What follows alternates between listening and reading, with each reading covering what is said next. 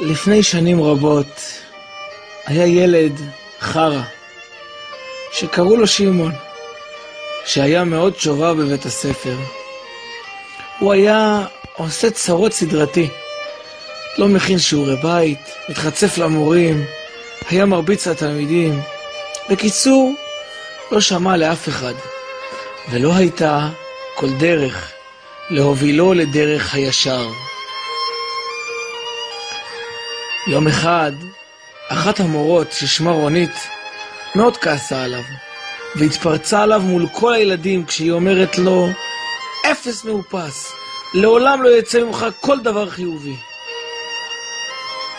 שמעון התבייש מאוד, ולמחרת היום כבר לא הגיע לאותו בית הספר. במשך שנים איש לא שמע עליו. עברו שנים, והמורה רונית חלתה במחלה קשה, שחייבה ניתוח לב פתוח דחוף. המורה התאשפזה, ותודה לאל, עברה את הניתוח בשלום.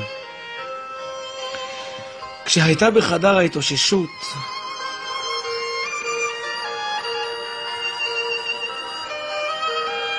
היא פתחה את עיניה וראתה בחור צעיר, לבוש חלוק של רופאים, עומד מעליה.